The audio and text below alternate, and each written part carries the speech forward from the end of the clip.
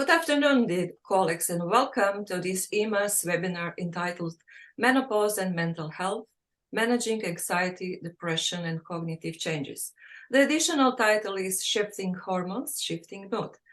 My name is Marina Schipper. I'm a full professor at Medical School, University of Zagreb. I'm also head of Department for Human Reproduction and Gynecological Endocrinology, University Hospital Center Zagreb, President of Croatian Menopausal Society and EMAS board member, and I'm very delighted to welcome you today on behalf of EMAS. Thank you for joining us from across Europe and beyond. Your presence today reflects the increasing recognition that mental health is a central component of menopausal care and overall midlife health. For those who may be joining EMAS webinar for the first time, EMAS is dedicated to advancing evidence-based education, clinical excellence, and multidisciplinary collaboration in menopause and midlife health. So why this topic matters? Menopause, as we all know, represents a critical life transition that may be associated with psychological, cognitive symptoms, including anxiety, sleeping disorders, depressive symptoms, and perceived cognitive changes. As we all know, these symptoms are common, often under-recognized and under-treated, and may significantly affect quality of life, daily functioning, and work capacity. Importantly, they they co-occur with vasomotor symptoms and other physical changes, underscoring the need for integrating and holistic clinical approach. Today's webinar addresses these challenges by focusing on recognition, assessment, and practical management strategies for mental health symptoms during the menopausal transition. Today's webinar will include expert presentations and followed by a discussion and Q&A session. We strongly encourage you to submit your questions throughout the webinar using the Q&A box, and of course you can put your comments in chat function. We will aim to address as many questions as possible during our discussion. So without further delay, it is my great pleasure to introduce our speakers. Firstly, I would like to introduce Dr. Dorenda van Dijken. She works as a gynecologist more than 30 years, affiliated with the Jan van Goyen Clinic in Amsterdam. She specializes in endocrinology with a strong focus on hormonal disorders in women. She has long been committed to women's health and women's specific conditions. In 2020, she established the first multidisciplinary outpatient clinic for complex menopausal problems in Netherlands. She wrote several books about menopause and healthy aging. Her mission is to get more attention for women with severe menopausal complaints, specifically about mood and psychiatric disorders. She wants to break the taboo everywhere in the Netherlands and provide future women with better menopause and hormonal care. Together with others, she secured almost 10 million euros grant in 2023 to fund further research on menopause. She is also a co-founder of H3 Network, Heart and Hormones, which recently received a grant to establish network care for women. Dorenda is a co-author of the NVOG guideline and European guidelines for menopausal management. She is a board member of Dutch Menopausal Society and EMAS, and also a chair of NVOG Women's Health Steering Committee. Marijn Schipper, she is a medical doctor. She graduated from medical school in March 2025 and completed her training as an MD PhD student at OLWG Amsterdam, combining clinical education and scientific research. As a PhD candidate at OLWG Amsterdam, she studies mental health during menopausal transition in collaboration with departments of psychiatry and gynecology. Her PhD focuses on the MOP study, a prospective clinical cohort embedded in a multidisciplinary menopausal clinic, investigating mood and sleep during midlife and life course mood patterns in relation to hormonal changes. Her work is driven by a strong commitment to improving women's health, with a particular focus on the intersection of hormonal transition and mental health, and on translating research findings into better clinical care. In addition to her excellent research activities, she works as a junior doctor in psychiatry at OLVG Hospital in Amsterdam. So, ladies, the floor is yours. Thank you, Marina. I'm going to share my screen, and thank you for the most flattering and very kind introduction. And we're going to share the full screen right now. Here. So, welcome everybody. And we already saw that there are people from all around the world, from probably sunny Brazil, but also from Brussels, Netherlands, and here in Amsterdam. It's sort of cold and sunny at the same time. And we're going to talk you through in the next hours about shifting hormones and shifting mood. This is our disclosure slide. We don't have any disclosure with pharmaceutical companies or otherwise. And what we want to talk about, and which we also want to have more attention for, like Marina said, is that the menopausal transition is a window of vulnerability for women's mental health. And this will be the topic for the next hour.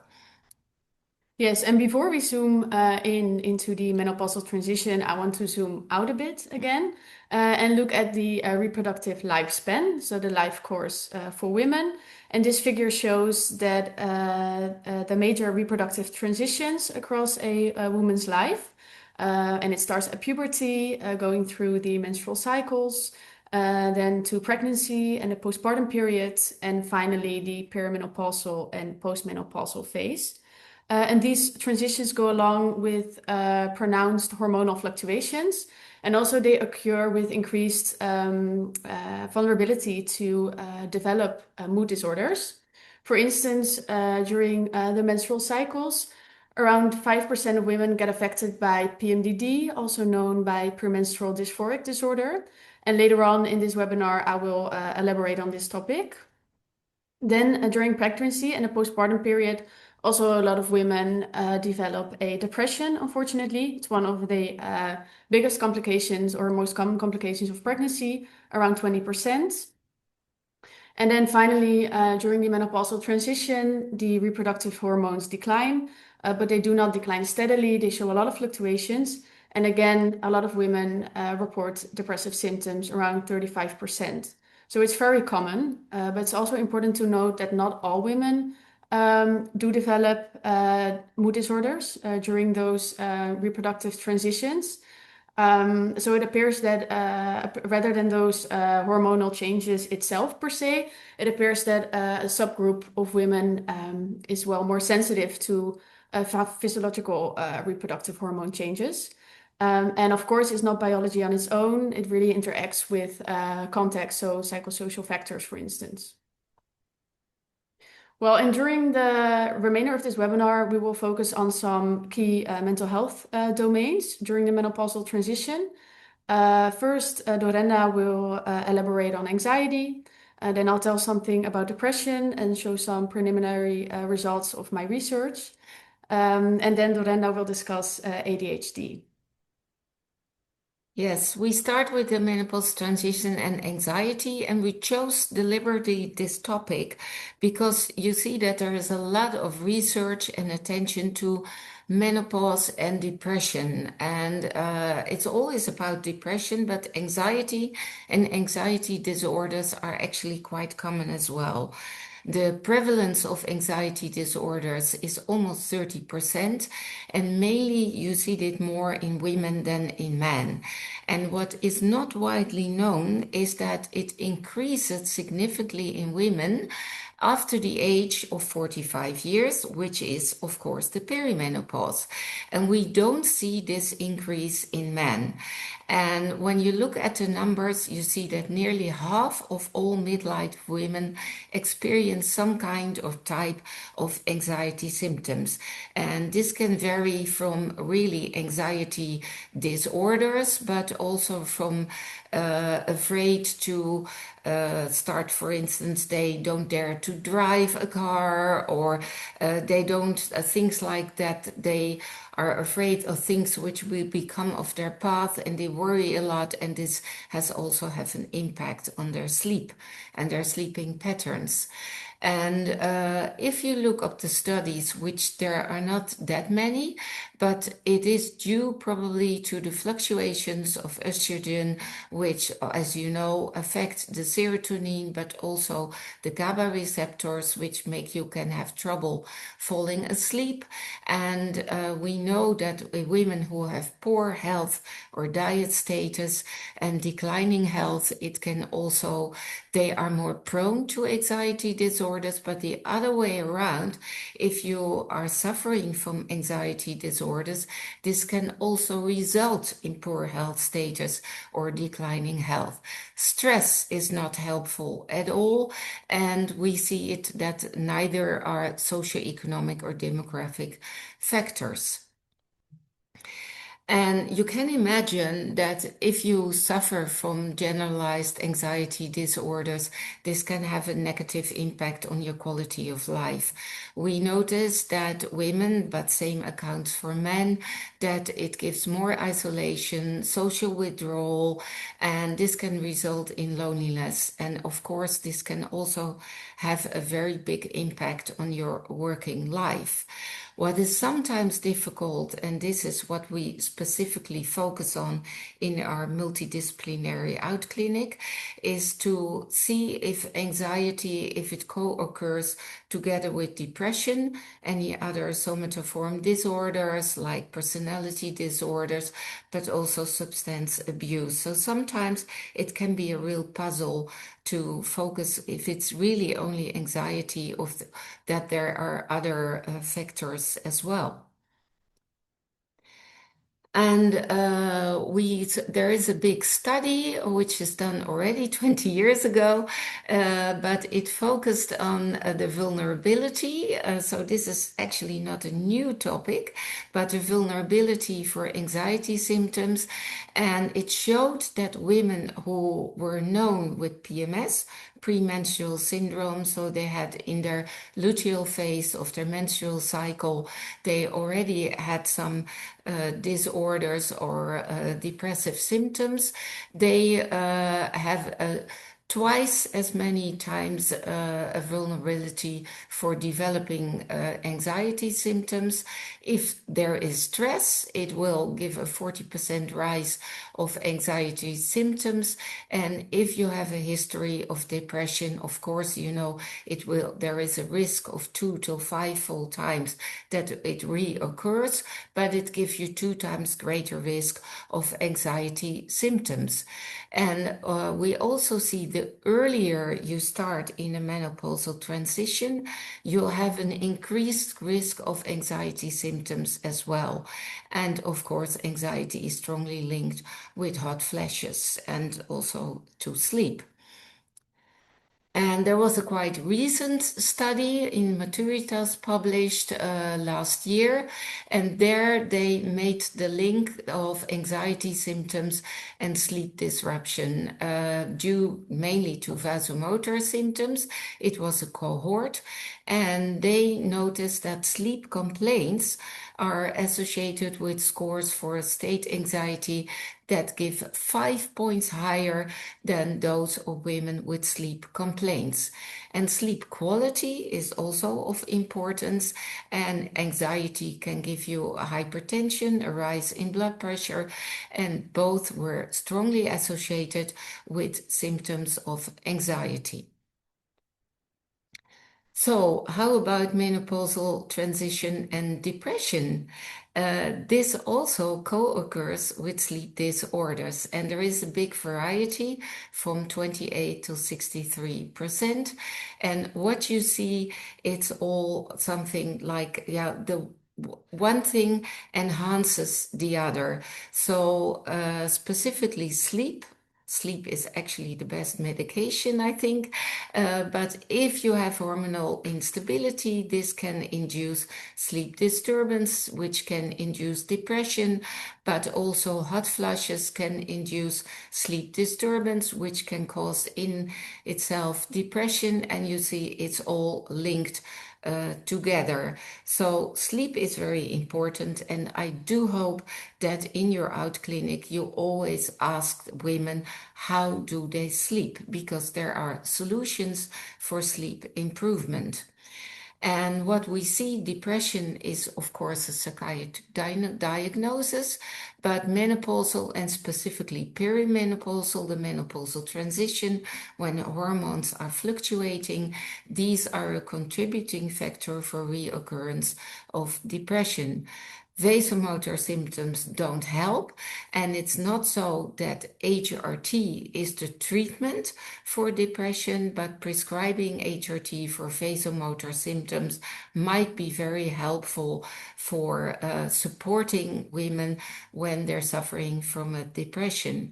And what we see in our out clinic, we see mainly we focus on women who had in their menstrual cycles before, like PMS and what Marijn mentioned, the PMDD, but also women with ADHD, ADD, autism disorders, but also, for instance, bipolarity disorder, or women with psychosis before. If you are known with this type of psychiatric disorders, it will worsen during your perimenopause.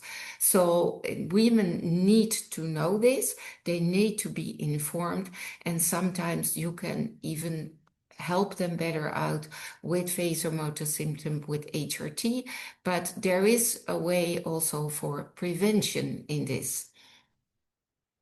And this is what the MOP study is all about, and Marijn is going to tell you more about this. Yeah, thank you, Dorenda. And before we move on to the MOP study, I would like to discuss depressive disorders because they are very common. And women are about twice as likely as men to suffer from depressive disorders during their lives. And interestingly, this gender gap emerges around puberty.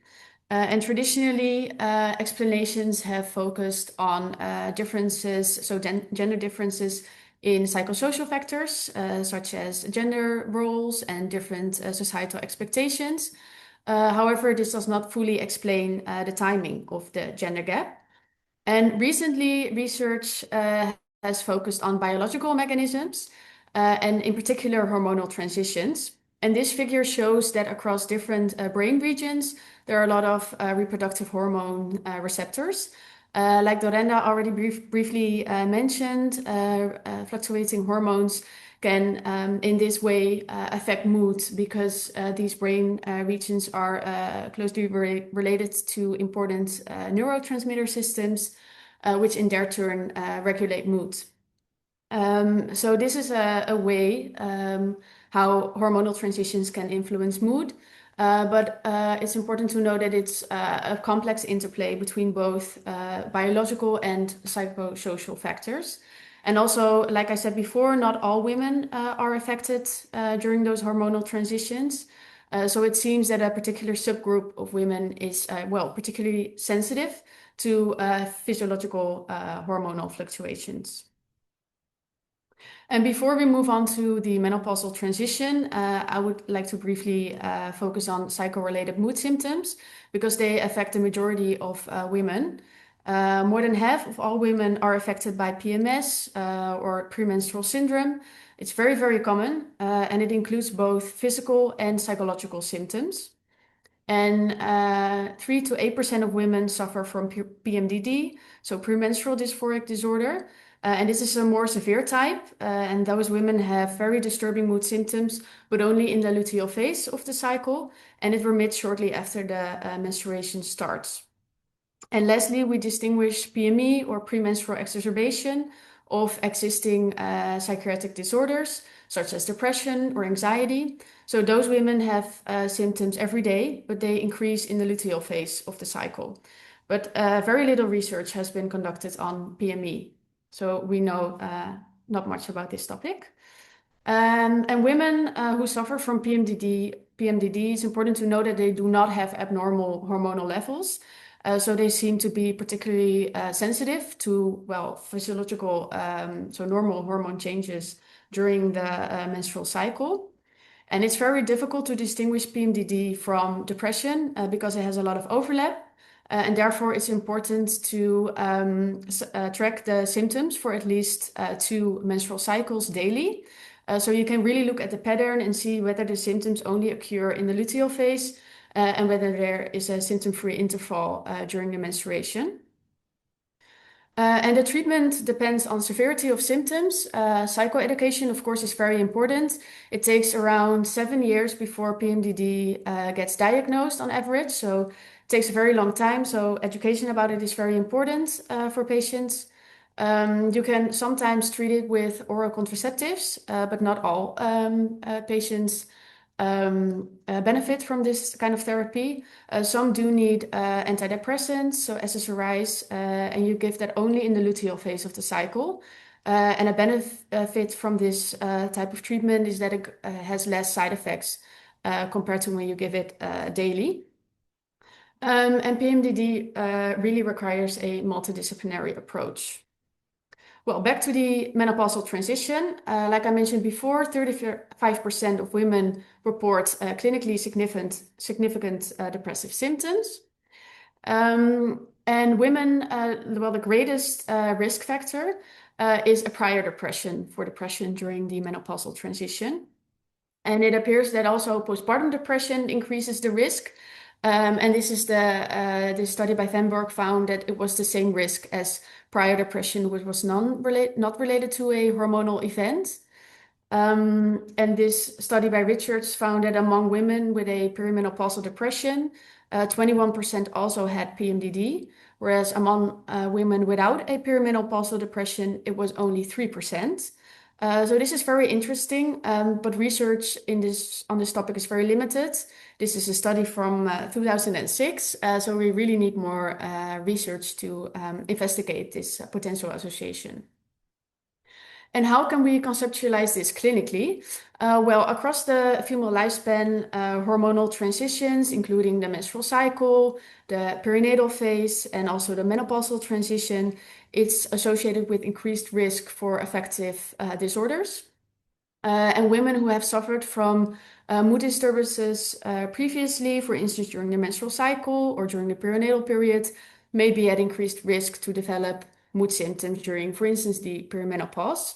And identifying this and well, expanding our knowledge on this topic is very important as it may enhance more well personalized mental health care for women in midlife.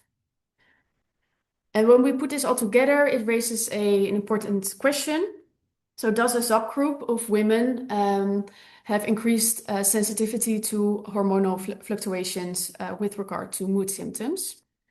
And to discuss this concept of hormonal mood sensitivity in more detail, I will now introduce the MAP study. And building on this, we're now conducting a randomized controlled trial in Amsterdam on insomnia during perimenopause.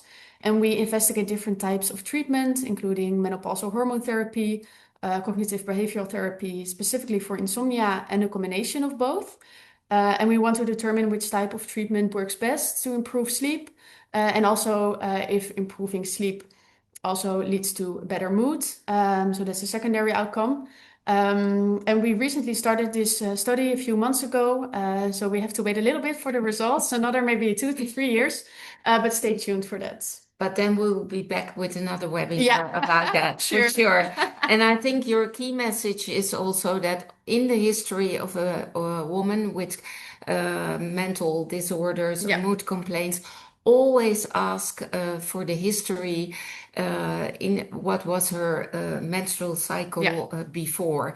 And it doesn't necessarily need to coexist next to vasomotor symptoms, because that's what we're doing this webinar about. We want to ask for more awareness for mood disorders, since all guidelines, at least in the Netherlands, are based on vasomotor symptoms, and there's not so much awareness for mental disorders.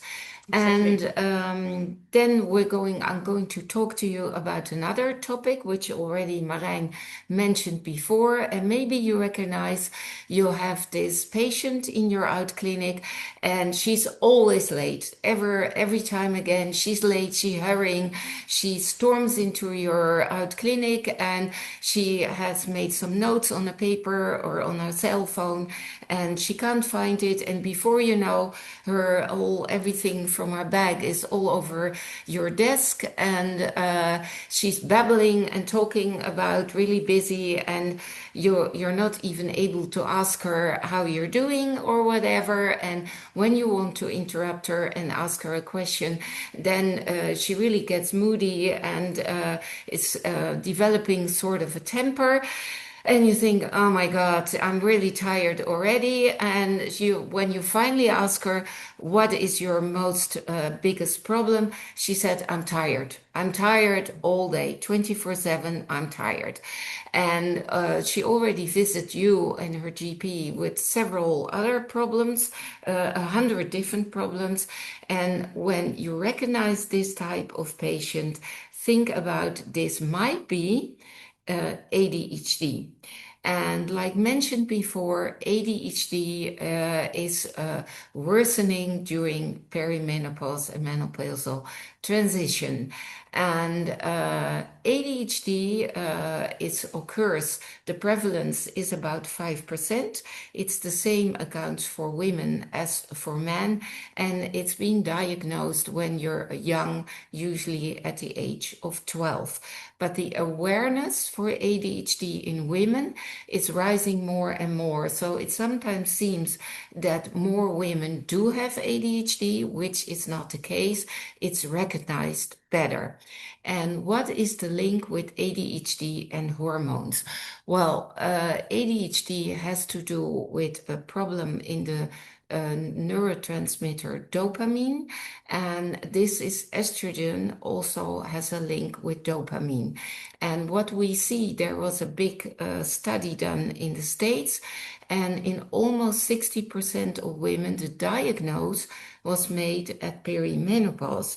And as I told before, it's officially diagnosed when you're 12 years of age, but it's mostly diagnosed lately when women are 40 years older even. And of course, they had ADHD for their whole lifetime almost. The symptoms increase during perimenopause with almost 100% of all women with ADHD. And it's linked with PMDD, like Marijn showed before. PMDD can be of an important risk factor. And we see that if you have PMDD and also ADHD, you have 3 times as more complaints. But the problem is, it's not often diagnosed, it's not often recognized. So one of our other key messages is think always, might it be ADHD? And of course, you have to conduct a real good diagnosis. You can't only on what I described before, it's not the diagnosis already. And what is the link with estrogen and dopamine and ADHD? You see that estrogen is an agonist of dopamine, so it increases the activity of dopamine. And when there is a decrease of estrogen, women with ADHD have more symptoms. And this can occur in 3 stages during their life. At first in the luteal phase, you see that in week 3 and week 4, the estrogen will decrease, and so ADHD symptoms can get worse. And sometimes you have 2 different types of persons in a menstrual cycle, but also postpartum, it can, when estrogen gets really low, specifically when they are breastfeeding, you can have more ADHD complaints. And the biggest change can be during perimenopause, in a menopausal transition. And that's why usually we see that most women with ADHD have strong coping phenomenons and coping strategies, but they will fail during perimenopause. So that's why it's explained that it's more often diagnosed during perimenopause. And what is not widely known is that ADHD people, men and women both, have more with ADHD. It co-occurs with many additional comorbidities, sleeping disorders, and people with ADHD, they have a different biological clock.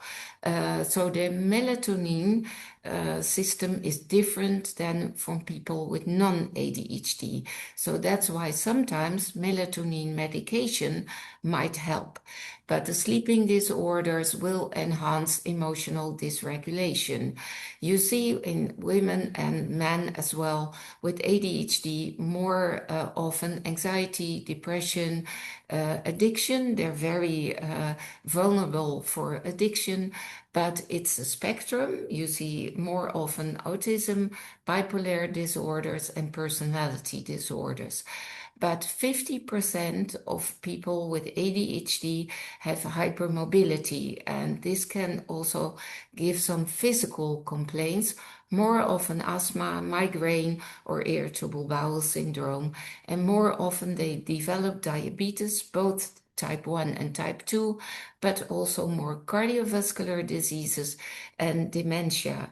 And we recently in the Netherlands, Professor Kooi did research about that, notice that women with ADHD, they start earlier with perimenopausal complaints and symptoms than other women do. And it's about 2 years earlier. So usually it can even be when they not have turned 40 yet. So be aware of that. And Sandra Kooi did together with Dr. Durrani a study in which they had 200 women who self-reported their symptoms with a control group.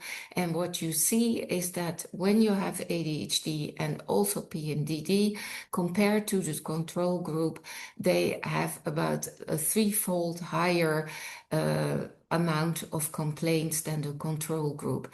The same accounts even more than 3 times higher for women with postpartum depression and ADHD compared to the control group. And they have higher complaints of mood, but also physical symptoms and sexuality disorders in women with ADHD than compared to the non-ADHD control group. So the prevalence is very high.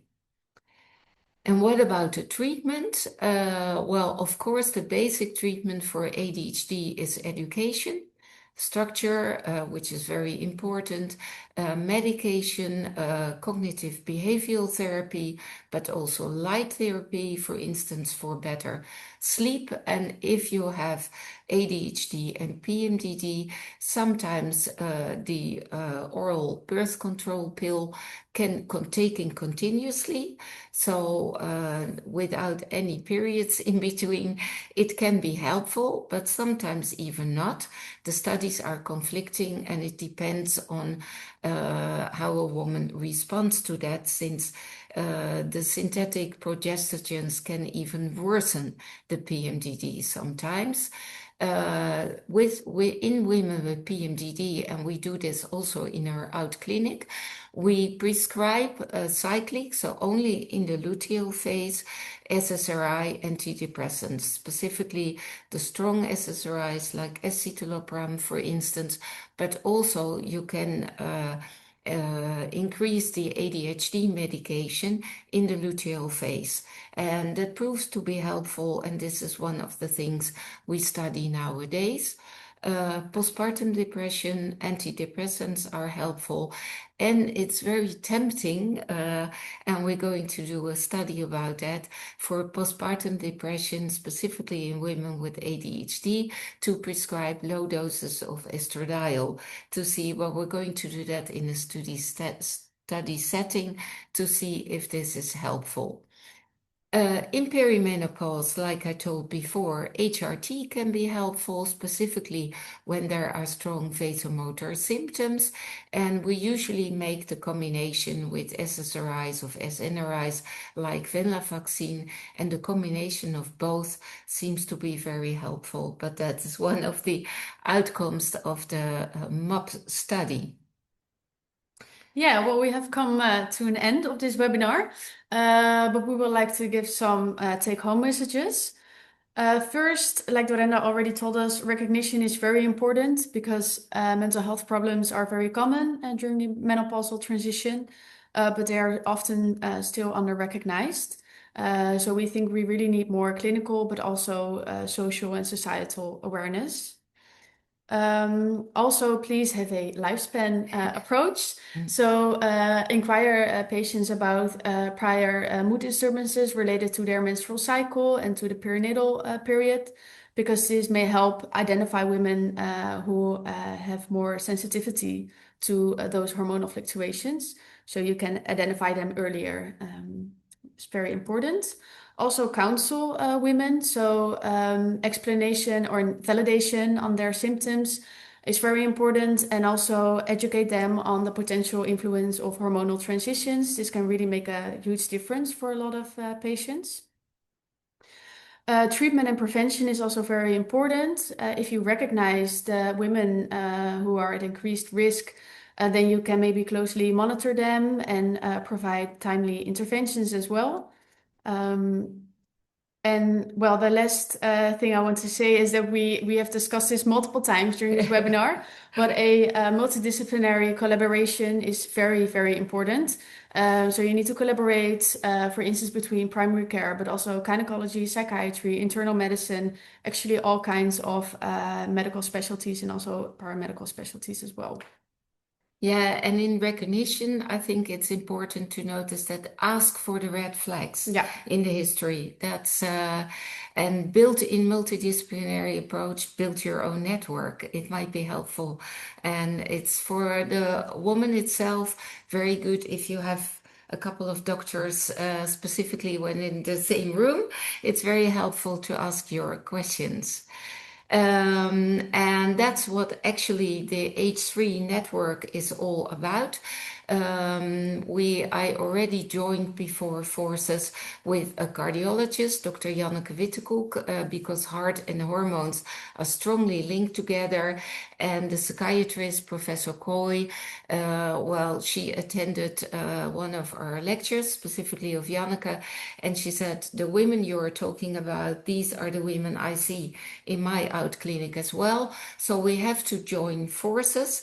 And that was when the H3 network was born, the head, heart, and the hormones. And the first, when we our website got live, we had in the first week 50,000 reactions of specifically women, but also of healthcare professionals. And then we realized we can't help the whole of Netherlands and all these women. We can't do it ourselves. So we opted for a grant, which we got. And in this, we built up network care in all 12 counties of the Netherlands. We visited all these counties. We lectured there. We gave workshops, and we have ambassadors in all these regions. And we got a new grant recently as well to build more these network care of the whole of the Netherlands. And in the Netherlands, we have a different healthcare system. You can't, in the Netherlands, as a woman, you can't visit directly a gynecologist. You always have to first go to your GP, and your GP either helps you out or can you refer you. And so in the Netherlands, this network care is very important because the GP will be able to have discussions on a very low-key, easy with different other healthcare professionals like the gynecologist or the psychiatrist. So this is the H3 network, and we also built a chart of the Netherlands. This was at first. Now we have more dots. And like, for instance, every healthcare professional has a specific color. And if you are a member of the H3 network, you have access to this chart. And then you can see where in your region there is a psychiatrist or cardiologist or gynecologist or a colleague, general practitioner available, in which you can discuss and get in touch, and you can discuss cases in that. And well, of course, we do this all for women in the Netherlands and worldwide women, specifically for mood disorders, but for all women, because in our opinion, women have tougher days than men have. And that's what we join all forces for, to help these women better out. So thank you for your attention.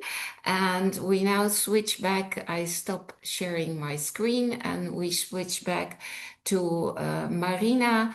And we have time for questions, I think. I would like to say thank you very much for your excellent presentation. And now it's time to move on. Now it's time to move to question and answers.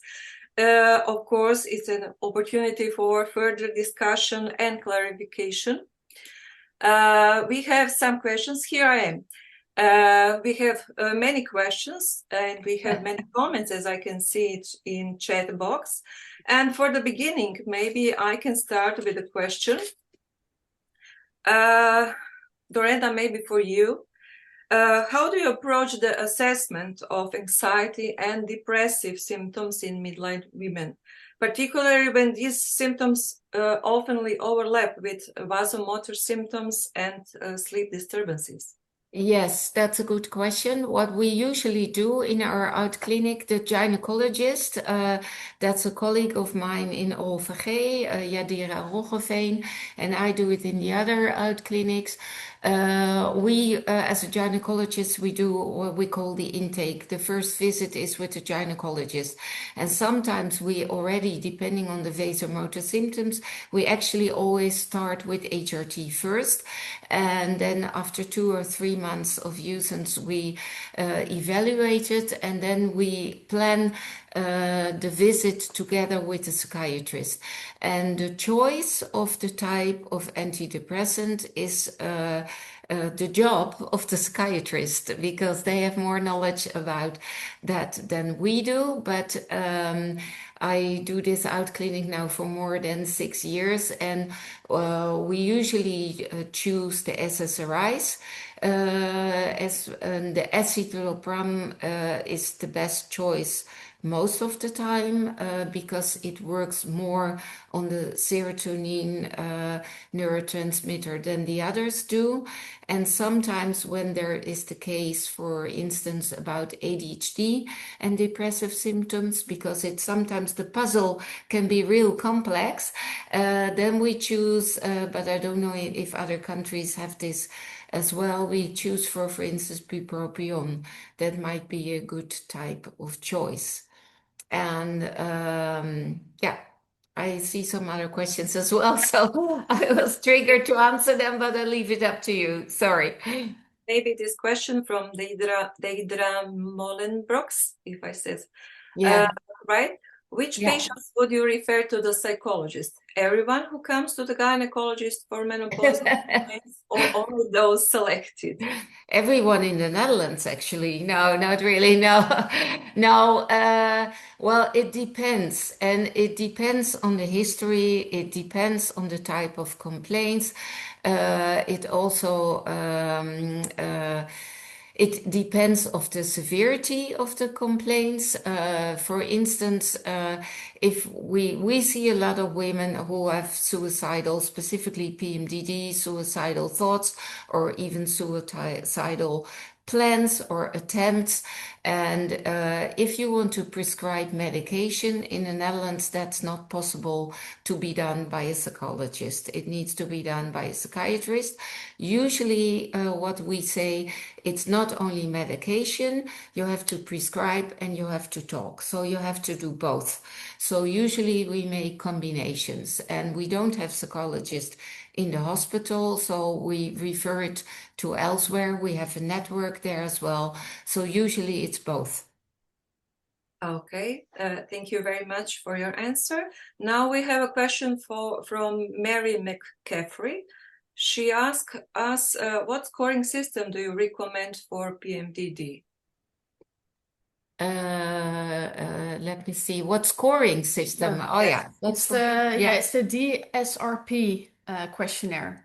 So it's a calendar actually, and you use it for 2 cycles, like I said, to track symptoms daily, and then you can afterwards look at the pattern of the symptoms to see whether it's only in the luteal phase of the cycle.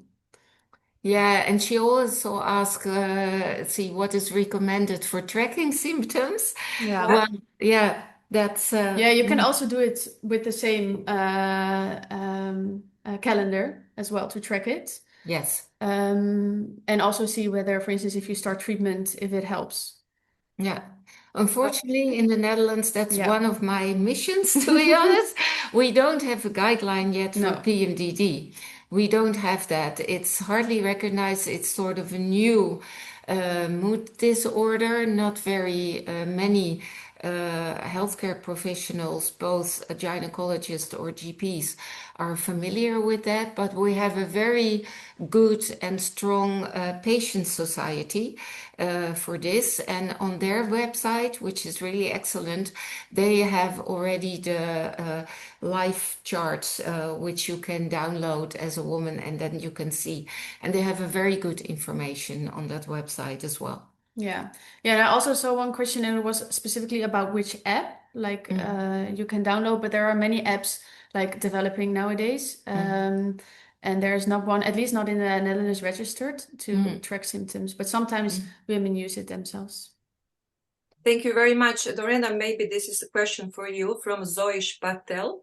If there is a past history of depression, how should you treat it?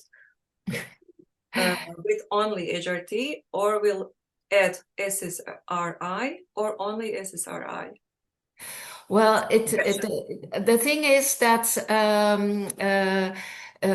this is the menopausal transition, and specifically these combinations is personalized medicine. So there is not a one size fits all. So it depends. But I think, in my opinion, women with a history of depression, they need to know there is a big risk of reoccurrence. And specifically if they develop vasomotor symptoms, so they have to be notified. And when they do develop vasomotor symptoms and not even have depressive symptoms, I would say, well, I'm very easy with prescribing HRT, more easy maybe than others. And then and do follow up on a regular basis. And when they do develop depressive symptoms, then we combine it with an SSRI and of course sometimes other treatment like cognitive behavioral therapy, whatever worked out in their history the best there was. And what we usually also do with SSRIs, if you, it depends if they used an SSRI before, we prefer to use the same one. And if they didn't use an SSRI before, we noticed that if depression runs in the family and other family members use successfully some different type of antidepressant, usually that one is working the best for this person or woman as well. So that's what we look for. That's, but in my opinion, and I know that Pauline Maki in Chicago sometimes mentioned that as well, you can even prescribe HRT as prevention. Yeah. Thank you very much for your answer. Now we have a nice comment from Diane Elsen. She says, thank you for the very interesting presentation overall and of the MOP study, and congratulations to Marijn. One question regarding ADHD in women in the study participants group. Are those pre-diagnosed patients, or have you assessed participants, knowing there is a huge underdiagnosis in women and girls? So to assess neurodivergence for the study. Thank you. And she said, fantastic job. Well, thank you. I agree with her. Thanks, thank you. The ADHD in our study group was pre-diagnosed. Like Dorenda already said, and also like Diana is already mentioning, it's underdiagnosed usually, so it's probably even higher. But this was based on pre-diagnosed, pre-diagnosis, yeah. Yeah, I think that answers the question. So it's probably even higher. Much. Yeah. Next question from Fatima Kazanlieva. Does FSH levels also affect the mood at the menopause, perimenopause, or is it mostly the effect of the estrogen? What do you think? Well, we question. don't. Yeah, I don't know how it's elsewhere. What we don't measure FSH levels, so we sincerely don't know, and we think that the most thing which affects mood is fluctuation and fluctuation of hormonal levels, and which can be most helpful is, I think, if something is helpful, it's the effect of estrogen, since it enhances your serotonin level and the neurotransmitter and the dopamine levels as well. But it's the fluctuation which is making the problem and not the actual levels itself. Okay, thank you very much. We have a question from LD. Have you done any research into eating disorders at this topic? Maybe. I don't know what I don't really understand the question, but we know that women who had in their history eating disorders, they are more prone to develop at any fluctuation time in their life, but also postpartum and in perimenopause, developing mood disorders. And we focus specifically also, there's another research project which I'm starting up, is eating disorders can give a bigger risk of osteoporosis as well. And sometimes we just started a study to prescribing HRT transdermal for women with eating disorders to prevent them from developing osteoporosis. And what we notice that it also enhances their mood. And that's a very young study project we're in at, so that will be food for next webinar. But give us 3 years. We have one question again from Fatima Kazanlieva. She says, hello from Luxembourg. Are women with pre-existing depression, generalized anxiety disorder, or other psychiatric conditions at increased risk of recurrence during the menopausal transition or menopause? Yes, they are. So we see that in particular, women who have had it before are at increased risk. And sometimes you have new onset, but it's also mainly recurrence. And and sometimes is underdiagnosed as well. Like depressions can also be underdiagnosed, and anxiety disorders can also be undiagnosed. So then maybe it seems like a new onset, but it's there's a high chance of recurrence during the menopausal transition. Okay, thank you very much. And one interesting question is from Melinda Hux. How is your point of view for adding progesterone to women with mood and sleep problems with women with ex-migraine? They are given sleep medication. But why are gynecologists so hesitant to try progesterone? Well, we're not that hesitant in the Netherlands, to be honest, and it depends. Well, in my opinion, I always believe you don't you don't need to treat only the symptoms but you have to solve the problem. And prescribing micronized progesterone, it works through the metabolite allopregnanolone on your GABA receptors, so neurotransmitters.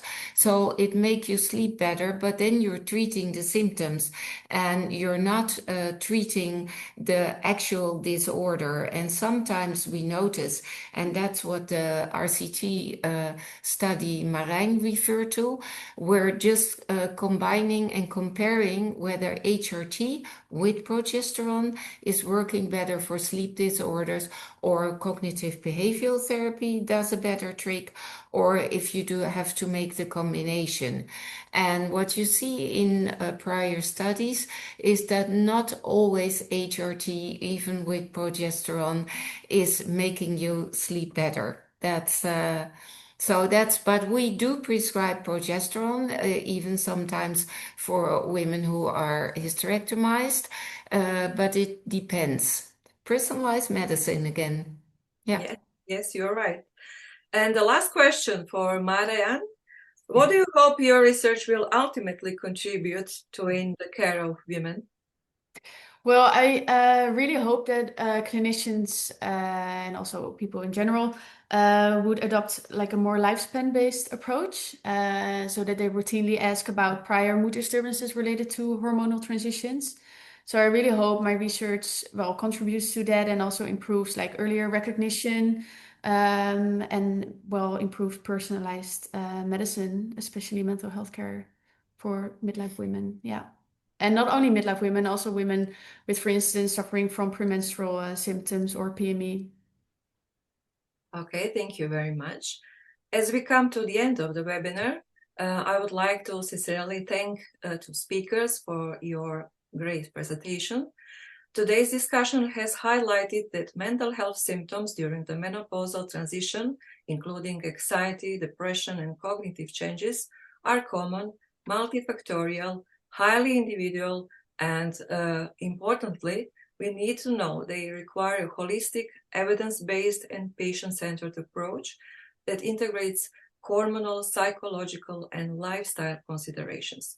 We have also been reminded of the importance of careful assessment, open communication, and shared decision-making in supporting women through this complex life stage. Addressing mental health in menopause is not only about symptom control, but also about improving quality of life, daily functioning, and long-term well-being. So at the end of this webinar, Dorenda, maybe you would like to add something? Yes, and it's my pleasure and my honor to tell you a nice surprise to you all, because we are going to introducing EMA's Academy, and we are really honored that it will be on Dutch soil in this summer, July 3 and 4 in Rotterdam. And as members of the scientific committee, we have been working very carefully on this first edition. And this EMA's Academy has been designed as a specifically focused practice-orientated training experience for 2 days it is. And we think it will respond to a very real need.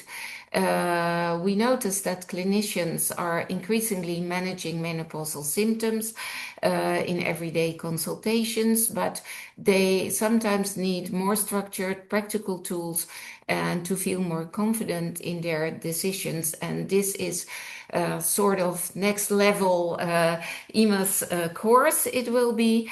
And we are today, actually, as we speak, releasing the scientific program. And all of us, and specifically EMA's and EMA's board, would be delighted if you explored the scientific program, and please join us in Rotterdam in July. We will be there, and we hope to see you there as well. Thank you, Dorenda, very much. I would also like to reinforce how important this initiative for the EMA's Academy is. EMA's Academy is not intended to be another congress. It is intentionally designed as a smaller, interactive educational experience centered on applied skills and clinical decision-making. So we warmly invite you, as Dorenda said, to review the program released and share it with colleagues which may have benefit, and join us at the beginning of July in Rotterdam. Places will be limited to preserve the quality and interaction of the learning environment. So thank you very much for joining us today. We hope to welcome you again to the future EMA's events and EMA's Academy, and have a wonderful rest of the day. Ciao. Yeah. Bye. And best wishes and many regards from Amsterdam. Thank you. Thank you.